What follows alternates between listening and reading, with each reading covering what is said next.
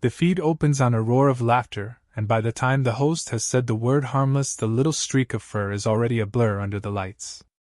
Teeth flash, cables spit sparks, and a row of 8-foot soldiers leaps onto their chairs while a 2-foot animal plants its feet at center stage and decides the galaxy is not as brave as it thinks. There is a gasp, a scream, a triumphant snarl, and for 5 breathless seconds a billion viewers learn the difference between a joke and a dare. Hours earlier the Galactic Federation had booked out the Prism Theater, a floating hall of silver ribs and velvet darkness that drifted above the capital moon. Their comedy showcase was supposed to be charity work, an evening of jokes to lighten the long shadow of politics. The theme was Earth appreciation, which meant it was anything but. The first comic did crowd work with a hologram of a pigeon that strutted and cooed while the audience booed. The second brought a suitcase of props and pulled out inflatable rabbits, soft and wide-eyed, before popping them for laughs that turned cruel. The third comic paced in slow circles, milking pauses until he could deliver the punchline that had everyone already leaning forward. He clicked a control and the room filled with images of a stocky striped creature digging into a hive while bees swarmed its face. "Behold," he said, "your greatest hunter?" The audience laughed until tears floated under low gravity. On Earth the signal should have remained a distant murmur, but a junior engineer on the broadcast crew was trying to impress an older cousin stationed on a relay buoy near Mars. He widened the beam without permission. The show hit, every listening dish pointed to the sky. Within minutes a professor in Nairobi stopped grading papers to stare at a trembling vid of the honey badger montage. A beekeeper in the Kalahari propped his phone against a jar and filmed a response that was mostly a steady shake of his head. A class of children in Karachi watched the alien crowd lean back in glittering seats, and learned a word they were not supposed to use for bullies. Dr. Lena Ortiz saw the clip at a cafe that smelled of rain and cinnamon. She had been writing field notes about a female badger that had escaped a trap by rolling a log against the spring plate, an act of stubborn intelligence that made her grin every time she wrote it down. On the cafe screen a tall alien in a cape pantomimed fear and fake fainted while a cartoon badger danced behind him. The room laughed. Lena felt the laugh in her bones like a cold draft. She knew the streak of animal that lived under rock ledges and in termite mounds. She knew the ragged courage of something that would dig when others fled, that would take a hit and keep coming, that would recover from snake venom by sleeping it off and return to the same fight because it remembered what was owed. She was not a sentimental person, not really, but the mocking slashed at something old and tender that had kept her in this line of work through lean years and busted grants and nights that smelled of iron. By evening the hashtag was everywhere, and there were split screens of aliens laughing and clips from game reserves. A tourist video caught an adult badger chasing a lioness off a meal with a scolding growl that seemed far too large for its body. A wildlife ranger uploaded bodycam footage of a badger solving a latch that would have puzzled a child. The comment streams were a churn of pride and sarcasm. Someone called the honey badger the patron saint of persistence, and the phrase stuck. There were petitions and there were memes and there were threats to boycott Federation entertainment feeds, empty gestures perhaps, but noisy enough to register. On the Prism Theater command deck the showrunners decided to double down. They would do a live segment, they said, and bring an actual Earth specimen on stage.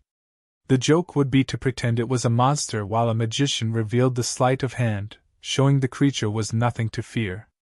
Capture orders went out disguised as research requests. A drone descended over scrubland and found exactly the animal it sought, a young male with a scar over one eye and a burr caught at the base of its tail. The drone opened a cage that was not quite a cage. It projected a soft field that numbed the air and tasted faintly of peppermint and metal. The badger lifted its head, bared its teeth, and rushed the shimmer.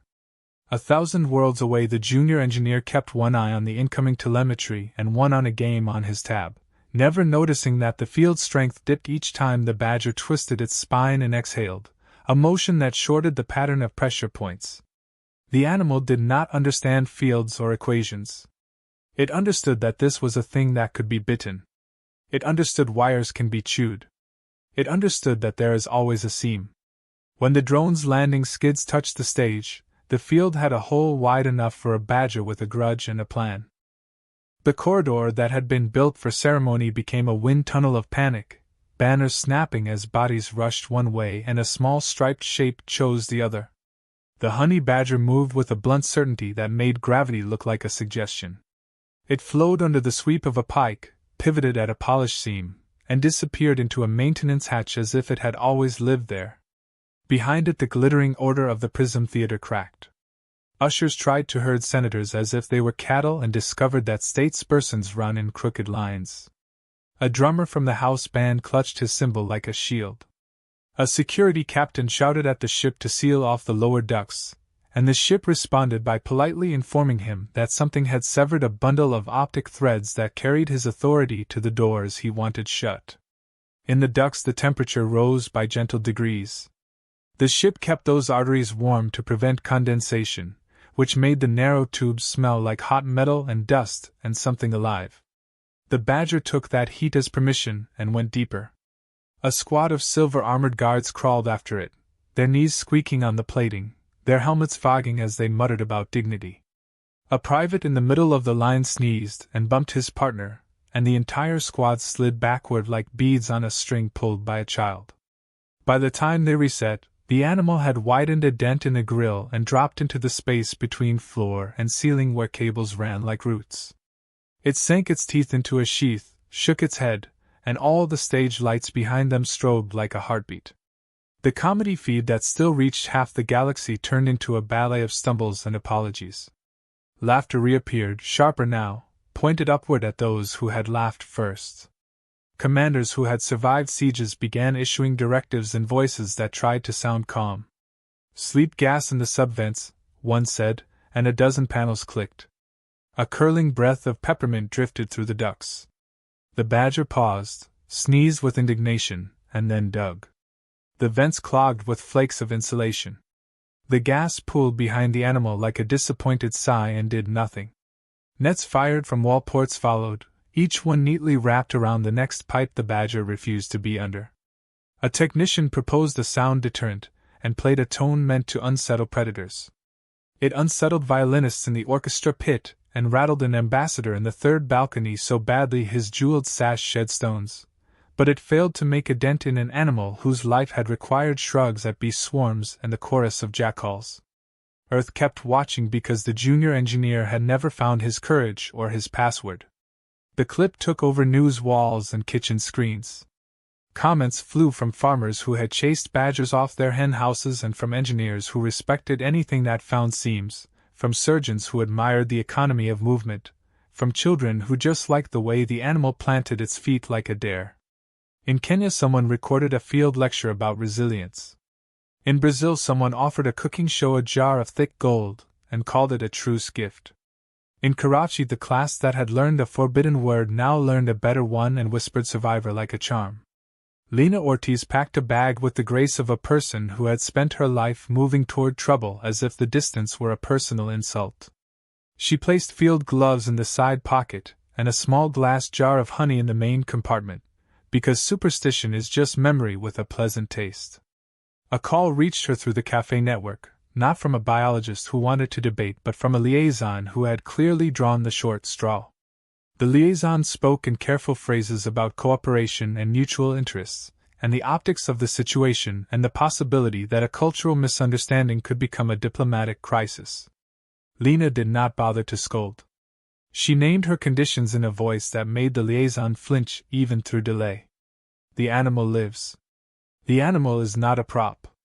The animal is not a weapon. You do what I say when I say it. The liaison tried to add a clause about public relations. Lena ended the call by zipping her bag.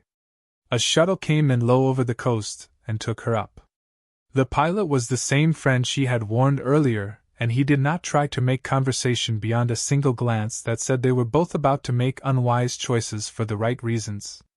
They docked with the mothership at a ring that glowed with the smugness of design awards. A woman in a robe of layered metals met Lena with a bow that probably meant welcome, except the mouth that bowed did not smile. Behind her trailed a committee of staff with tablets, and the 1,000-yard stare of people who have discovered that a small change in the world can knock down tall plans with more economy than revolution. They moved the theater out of sight, and rolled the galaxy into a chamber built for seriousness, a round hall of tiered seats and measured light where nothing ever happened by accident. The cargo bay where the Badger had found its patch of soil was sealed and ringed with calm armed bodies, and the council voice that had sounded like law now cut through every corridor.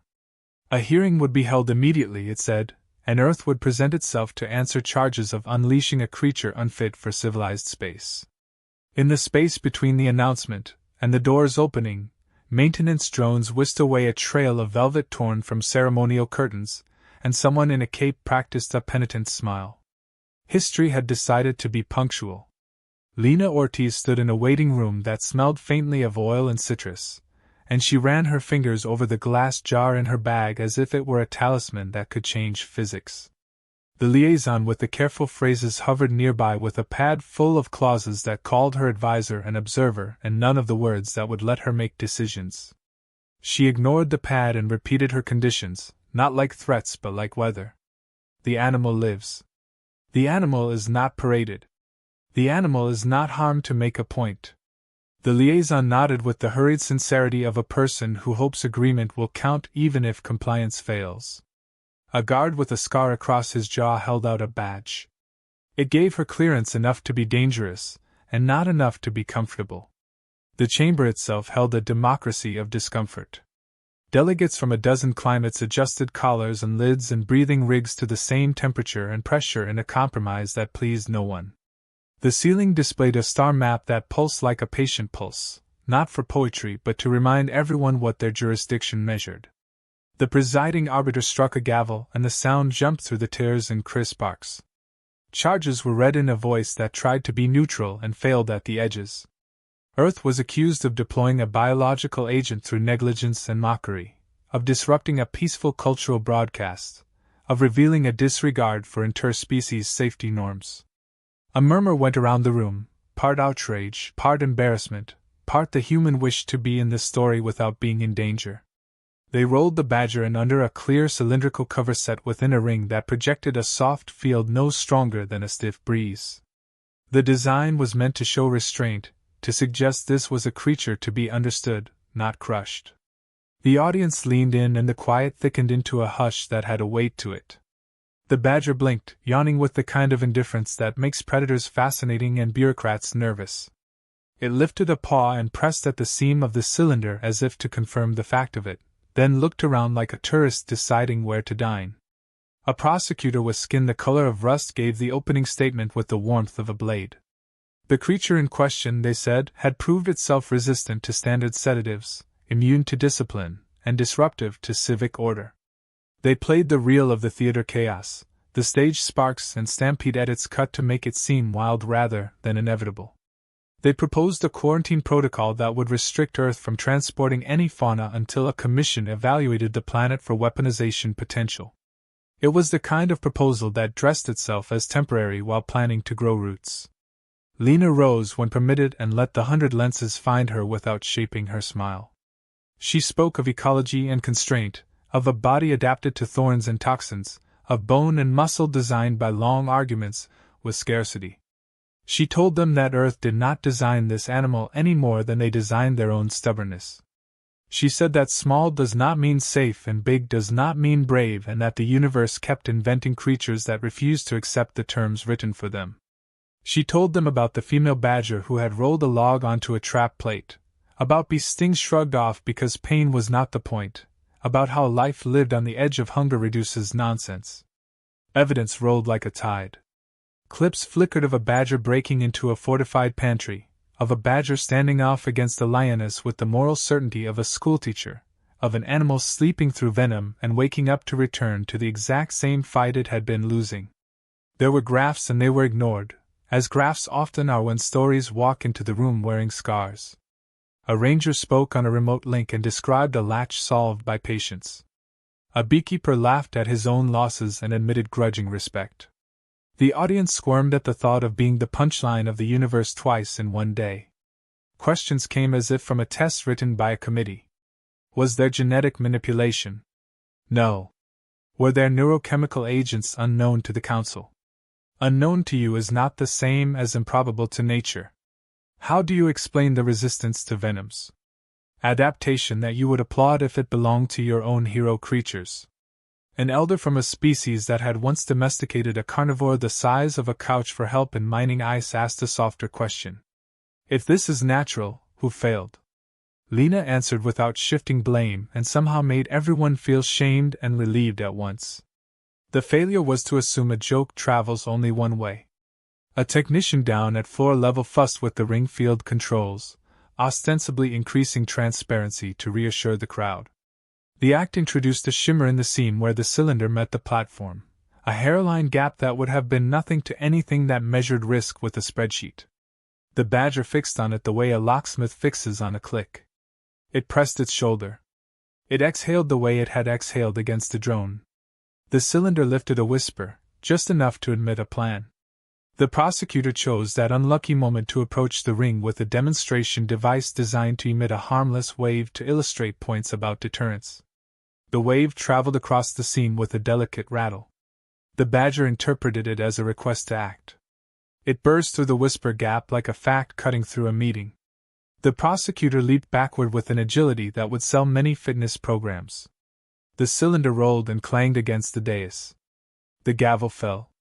Laughter erupted and then strangled itself because laughing at a hearing feels like stepping on your own tie. The day after the gavel broke, the Federation woke to headlines that made entire planets choke on their morning rituals. One stream called the Honey Badger the Small Apocalypse. Another claimed Earth had finally revealed its secret weapon and warned that thousands more were waiting under desert sands. A popular show reran the footage of the animal biting through the gavel and added dramatic music that turned it into a trailer for a war no one had declared. Delegates who had gone to bed promising restraint woke to messages from their home worlds demanding immediate action. The Federation Council scheduled an emergency session with words like threat and containment threaded through every agenda line. No one wanted to admit that they had been mocked by something the size of a shopping bag, so they inflated it into an existential crisis that justified their embarrassment.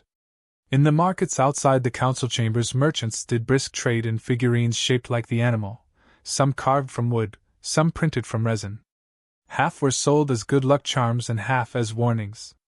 A betting pool opened on which delegate would be the first to flee mid-debate, which world would propose a blockade of Earth, and whether the Badger would escape again before the week was out. Humor ran alongside fear like a shadow that refused to let go. In mess halls, soldiers mocked their commanders for running from a creature that had not even chosen to attack them. The laughter had teeth this time, and command structures creaked with the strain. In the chamber itself, tempers climbed. One representative shouted that the Honey Badger had demonstrated qualities consistent with engineered bioweapons. Another retorted that no sane species would design a creature so ill-tempered and impractical, which only proved it was genuine. Delegates from border systems muttered that if Earth could breed an army of such beasts it might destabilize entire regions. The rumor spread as if it had been waiting all night in the walls. By the time the arbiter struck the gavel again, the idea of Honey Badger armies had already become a subject of fear briefings across the Federation. What had begun as a comedy show now teetered on the edge of war. Lena sat in the observation tier listening to the panic disguise itself as policy. She had been allowed to accompany the Badger back to the cargo bay, and she had watched it dig again in the soil with the satisfaction of an animal that had found something solid. She knew it was not an army. It was not even a soldier. It was an argument with the world written in fur and bone. But fear cares little for truth when shame demands an enemy. She pressed her fingers together and tried to decide whether to shout or to wait. Neither option promised success. That night she was summoned to a small office in the belly of the station, walls humming with the pulse of machines that never stopped. Waiting there was an alien whose eyes had the glint of polished glass and whose smile carried no warmth. He introduced himself as a freelance problem solver, though the badge on his chest suggested mercenary in softer language. He claimed he had captured beasts larger and cleverer, that he understood the psychology of predators, that he could guarantee containment where others had failed. His fee was discreet, his reputation effective. The Federation was already considering hiring him. He turned his smile on Lena and said she would benefit from cooperating before politics left her behind. Lena disliked every angle of his pitch.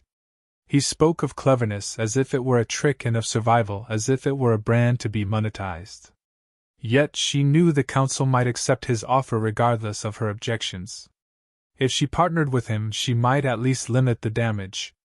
She agreed with the taste of iron in her mouth, laying down her terms again, though she saw the flicker in his eyes that said he had no intention of following them.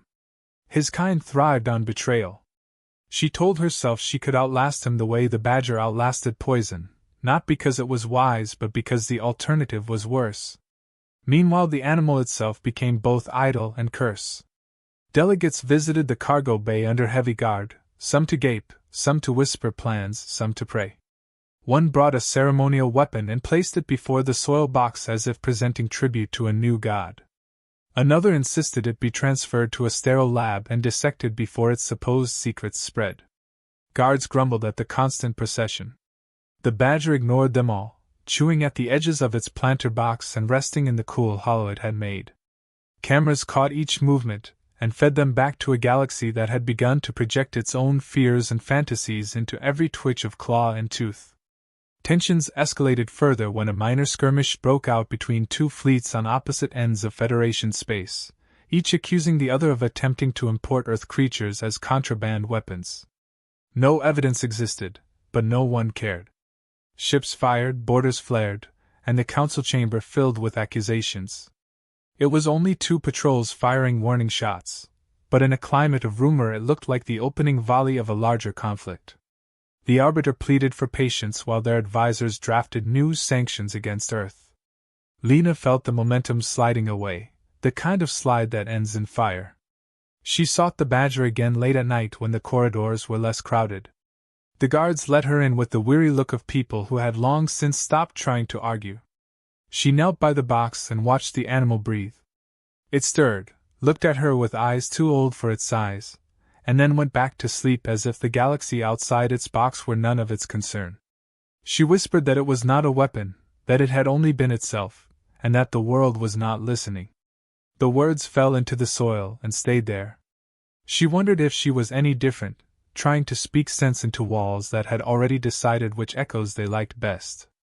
The mercenary returned the next morning with a grin that gleamed like sharpened metal. He proposed a demonstration on a remote jungle moon, a showcase of his superior methods of capture and control. The council approved quickly, eager to show the galaxy that order could be restored. Lena's objections were drowned in applause. She signed the documents anyway because refusing would remove her from the process entirely. She told herself she would be there to protect the animal, though she knew she might also be walking into a trap. The mercenary winked at her as if they shared a joke. She did not return it. As preparations began, broadcasts spread across the Federation advertising the coming event as if it were a public festival. Tickets were sold for observation decks. Bookmakers set odds on how many minutes the animal would last before being subdued. The same laughter that had begun this chaos returned, only now it was brittle with desperation. They needed the story to end in triumph. They needed proof that the galaxy was still larger than the small thing that had bitten through its pride. War waited behind the curtain if they failed to supply it. The honey badger slept on in its patch of soil, utterly indifferent to the fact that entire worlds had staked their honor on its refusal to bow. The jungle moon turned slowly under a false dawn as fleets arrived in orbit, and tethered their pride to the outcome of a contest no one had asked for. The surface had been selected for its dramatic density, broad leaves that oozed with dew, roots that knuckled above ground like the backs of buried beasts, and canopies that shook when wind passed. Observation platforms sprouted along the ridges, gleaming with tiers of seats where delegates, soldiers, and citizens alike leaned forward with the fever of gamblers. Screens magnified every twitch of foliage. Commentators narrated with the solemnity of war coverage and the excitement of sport. Somewhere in the underbrush a small striped body breathed, and that breath had become the metronome for galactic nerves. The mercenary strutted before the gathered audience in armor polished to a sheen that caught every light. He claimed that his methods combined technology and instinct, that he would prove once and for all the creature was nothing more than an animal to be mastered. He showed off a containment field woven with adaptive resonance, nets embedded with smart fibers, drones carrying tranquilizers brewed in secret labs. His assistants applauded at cues, their faces stretched thin with loyalty or fear. The delegates applauded too, though their clapping sounded like the brittle crack of ice about to break. They needed to believe this spectacle would restore their dignity, and they needed the man before them to be both savior and proof. Lena stood in the shadowed row reserved for observers, her jaw locked tight. She had argued through the night that turning survival into entertainment was folly, that the animal would not bend to performance schedules. No one had listened. The mercenary had persuaded them that control would return with a show of force. Lena had agreed to stand by as guardian, though she knew the word was only symbolic now. She carried her jar of honey anyway, because she trusted rituals more than promises. The guards watched her closely, ready to remove her if she intervened. She watched the trees, waiting for the moment when the forest itself would decide it had had enough. At a signal, the mercenaries' team released the honey badger from its carrier into a clearing damp with mist. The animal blinked, sniffed once at the air, and then set its claws to the soil as if to claim it. The crowd leaned in, every planet holding its breath. Drones zipped overhead, their lenses flashing. The mercenary signaled, and the first containment field hummed alive, a ring of shimmering energy that snapped into place around the clearing. The badger looked at it without alarm, tilted its head, and began to pace the perimeter. Each time its body brushed the shimmer, a spark leapt. The animal did not retreat. It pressed again, then again, testing, learning, remembering. The mercenary raised a hand and two nets shot forward, weaving themselves into a lattice of threads designed to bind pressure points and limit movement. The badger rolled sideways before the first net landed, bit through the second, and shook the fibers until they frayed like old rope. The audience gasped and then laughed nervously, unsure whether to admire or condemn. The mercenary grinned as if he had expected this, though his eyes betrayed a flicker of irritation. He gestured, and tranquilizer darts hissed from drones, streaks of silver aimed at muscle. The badger twisted with an agility that made the darts bury themselves in roots instead. One dart did graze its flank, and the audience leaned forward, waiting for collapse. The animal wobbled, sat back for a moment, closed its eyes, and lay down. The mercenary spread his arms in triumph. The council convened again in the vast chamber where the broken gavel had once clattered, and now the air was heavier than before, crowded with expectations and the raw echo of humiliation. Delegates filed into their seats as though carrying invisible weights, every step betraying how much their pride had been bruised. The feed still looped the image of the honey badger ignoring nets, drones, and weapons to sit calmly at Lena Ortiz's boots as if nothing in the galaxy could define it except itself. No speech or declaration could erase that picture. It had burned itself into the eyes of billions, and the council knew that whatever decision they made now would ripple far beyond the chamber walls. The arbiter's voice tried for authority, but could not shake its tremor as they announced the purpose of the gathering. They were to vote on whether Earth had violated Federation statutes by unleashing a biological weapon, whether sanctions should be imposed, and whether further measures should be taken to prevent future chaos. Delegates murmured among themselves, their voices buzzing like flies over a carcass. Some demanded punishment, arguing that nothing natural could withstand tranquilizers and energy fields. Others whispered that the creature's defiance was evidence of purity, not design, that nature sometimes produces answers sharper than any invention. The chamber teetered between outrage and awe, unable to find purchase on either side. Lena sat in the center ring, given a place not as an accused but as a witness. She had not slept in days, but her eyes were steady, the steadiness of someone who had walked beside wild things long enough to know when to speak and when to wait. When granted the floor, she rose and let her words drop into the silence like stones into water. She told them that Earth did not build the honey badger in a lab but in deserts and savannas and scrub where food was scarce and danger constant. She reminded them that every world had its symbols of survival, creatures that embodied their struggle against the odds. Some had beasts the size of mountains, others had birds that flew for years without landing. Earth had this, a striped body with claws and teeth that refused to accept limits. To call it a weapon was to call survival itself a crime. Screens flared with images again, not of chaos but of resilience.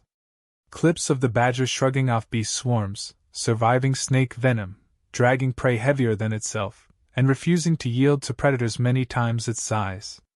The elder delegate from the species that had once domesticated mining beasts stood and spoke softly, cutting through the noise. They said that what the galaxy had witnessed was not danger but reminder, that dignity is not measured in scale or shine, that underestimation is the oldest mistake civilizations make. The words rippled like calm through the chamber, stilling even those who had come thirsting for punishment. For a moment the badger's defiance seemed less like an insult and more like a mirror. The vote was called. One by one the delegates raised their hands or pressed their pads. The decision tallied itself across the dome in glowing marks. The verdict came clear. Earth had not deployed a weapon but had revealed a survivor. The sanctions were struck down.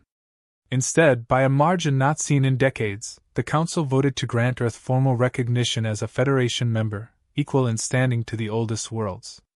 The Arbiter struck the gavel, not with relief but with the weight of history acknowledging something it had tried to laugh away. Cheers rose from some, tears, groans from others, but the decision was sealed. The galaxy had bent, if only slightly, to the smallest hunter. Celebrations spread through Earth before the official broadcast had even finished. Crowds filled streets, waving flags painted with stripes, wearing masks shaped like snarling badger faces. Children imitated the animal's stubborn stance, planting their feet and daring each other to move them. Farmers spoke of it with pride, scientists with vindication, poets with metaphor. A creature once ignored or treated as nuisance had become the emblem of persistence itself. Not all on Earth welcomed the attention, but few could deny the strange comfort in seeing the universe finally admit that survival comes in all sizes. In the Federation capital the mood was less simple. Some delegates fumed at the humiliation of being bested by an animal. Others sighed in relief, glad to have avoided a war that would have burned across systems. And still others sensed opportunity. Trade envoys whispered of Earth's potential now that its fauna were viewed with reverence instead of scorn. Scientists begged for study rights, though Lena stood firm in refusing to sign away what she could not protect. She accepted her new role as Earth's ambassador, though she insisted she was only a biologist. The Council disagreed, reminding her that symbols choose their own representatives whether they wish it or not.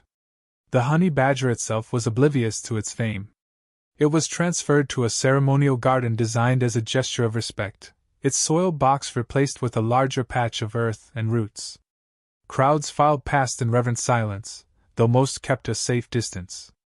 The animal ignored them, digging, pacing, occasionally snarling at a drone that came too close. One evening during a ceremony where dignitaries gathered to honor Earth's acceptance, the badger was supposed to remain contained. Instead, with the casual certainty of something that had never respected cages, it found the seam of a gate left slightly ajar. In an instant it was free, padding through the crowd, sending dignitaries scattering like children. It climbed onto the platform, sniffed the polished floor, and stood tall on its short legs, looking over the assembly with a gaze that carried no respect and no fear. Cameras caught it, and the image traveled once more across the stars. The crowd first gasped, then laughed, then applauded, not in mockery this time but in recognition that they had not tamed it, and never would.